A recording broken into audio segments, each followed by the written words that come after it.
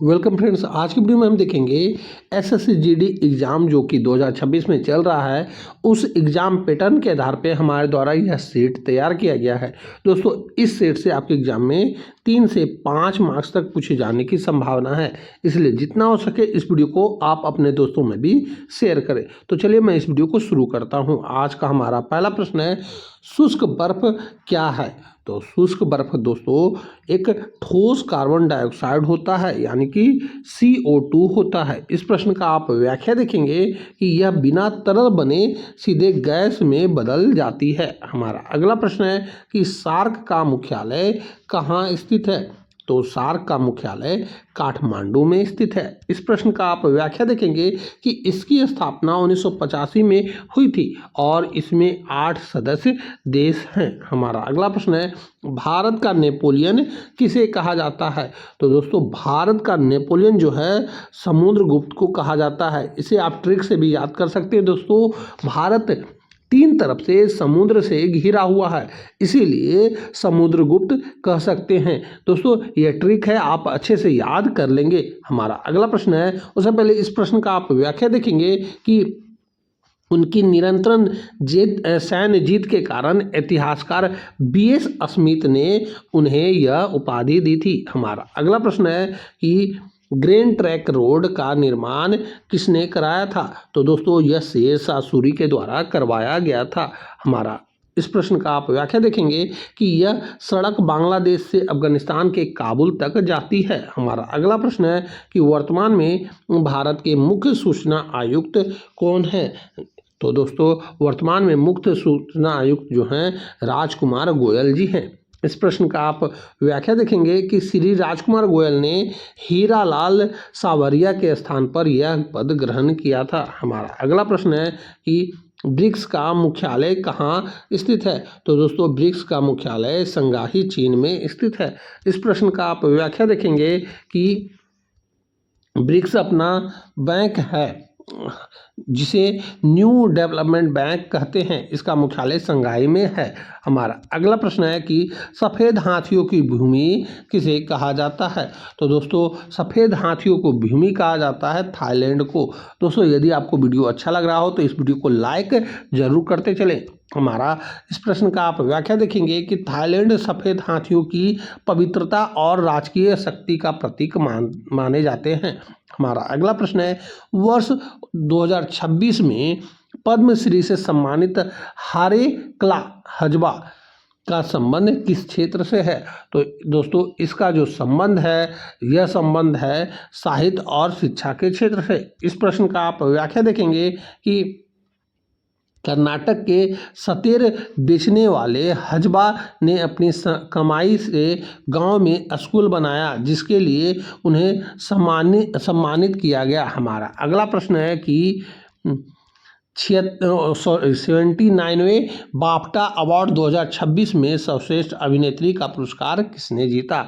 तो दोस्तों, यह जीता है जेसी बकेल ने। इस प्रश्न का आप व्याख्या देखेंगे कि उन्होंने अपनी हालिया फिल्म में बेहतरीन प्रदर्शन के लिए यह प्रतिष्ठित ब्रिटिश अवार्ड जीता। हमारा अगला प्रश्न है कि 2026 में भारत के नए थल सेना प्रमुख के रूप में किसे नियुक्त किया गया है? तो दोस्तों, यह नियुक्त किया गया है उपेंद्र द्विवेदी जी को।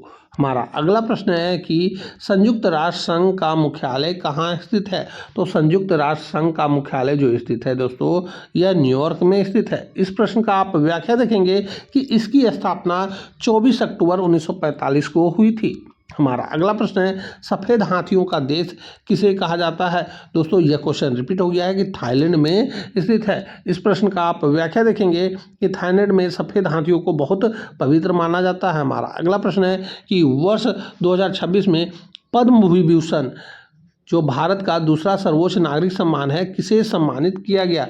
तो दोस्तों, यह सम्मानित किया गया था रतन टाटा को। हमारा इस प्रश्न का आप व्याख्या देखेंगे कि 2026 में गणतंत्र दिवस पर भारत सरकार ने महान उद्योगपति रतन टाटा को उनकी सेवाओं के लिए सर्वोच्च सम्मान दिया था। हमारा अगला प्रश्न है कि वर्ष 2026 में कुल कितने लोगों को पद्म पुरस्कार से सम्मानित करने की घोषणा की गई थी? तो दोस्तों यह किया गया था 131 लोगों को। इस प्रश्न का आप व्याख्या देखेंगे कि गणतंत्र दिवस 2026 की पूर्व संध्या पर भारत सरकार द्वारा पद्म पुरस्कार की घोषणा की गई।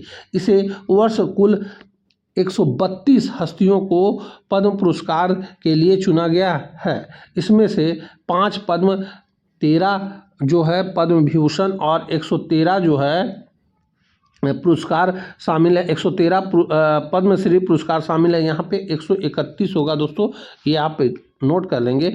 इन विजेताओं में से 19 महिलाएं हैं और 9 लोगों को मरणोपरांत पुरस्कार मिला है, ये आपको याद रखना है।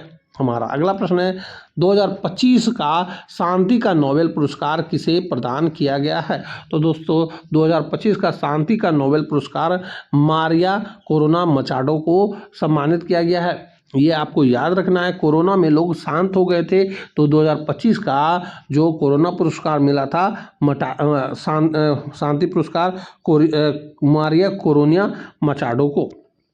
इस प्रश्न का आप व्याख्या देखेंगे कि 2025 का नोबेल शांति पुरस्कार वेनेजुएला की विपक्षी नेता और लोकतंत्र समर्थक मारिना कोरिना मचाडो को प्रदान किया गया है। उन्हें वेनेजुएला में तानाशाही के खिलाफ संघर्ष करने और लोकतांत्रिक अधिकारों को बढ़ावा देने और स्वतंत्रता चुनाव के लिए अथक प्रयास करने हेतु प्रतिष्ठित सम्मान दिया गया है। हमारा अगला प्रश्न है कि संघाई सहयोग संगठन का मुख्यालय कहाँ स्थित है। तो दोस्तों इसका मुख्यालय बीजिंग में स्थित है। इस प्रश्न का आप व्याख्या देखेंगे कि नाम संघाई है लेकिन मुख्यालय बीजिंग है। भारत और पाकिस्तान 2017 में इसके सदस्य बने थे, ये आपको याद रखना है। हमारा अगला प्रश्न है कंगारू किस देश का राष्ट्रीय प्रतीक है। तो दोस्तों यह प्रतीक है ऑस्ट्रेलिया का। इस प्रश्न का आप व्याख्या देखेंगे कि इसे ऑस्ट्रेलिया का राष्ट्रीय पशु और राष्ट्रीय प्रतीक माना जाता है। हमारा अगला प्रश्न है कि वर्ष 2026 में पद्म भूषण से सम्मानित रोहन बोपन्ना का संबंध किससे है।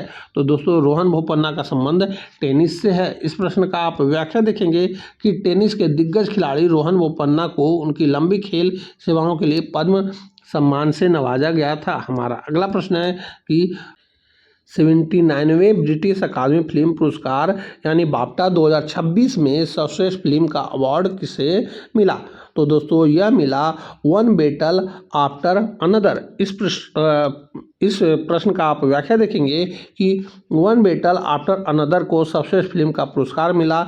जूटोपिया 2 को सर्वश्रेष्ठ एनिमेटेड मूवी का पुरस्कार मिला और बोग जो एक मणिपुरी फिल्म है इसे सर्वश्रेष्ठ भारतीय फिल्म का पुरस्कार मिला। ये आपको याद रखना है, भारतीय फिल्म बोंग को मिला है। हमारा अगला प्रश्न है कि भारत के वर्तमान मुख्य न्यायाधीश कौन हैं। तो भारत के वर्तमान मुख्य न्यायाधीश हैं सूर्यकांत जी। तो दोस्तों यहीं पे हमारा इस सेट का टोटल 20 क्वेश्चन पूरा होता है, जो कि आपके एग्जाम के लिए काफ़ी महत्वपूर्ण थे और इस सेट से आपके एग्जाम में 3 से 5 मार्क्स तक पूछे जाने की संभावना है। इसलिए दोस्तों इस वीडियो को अपने दोस्तों में भी शेयर करें। तो दोस्तों यहीं पर हम इस वीडियो को समाप्त करते हैं। अब हम आपसे मिलेंगे अगली वीडियो में, तब तक के लिए जय हिंद, वंदे मातरम।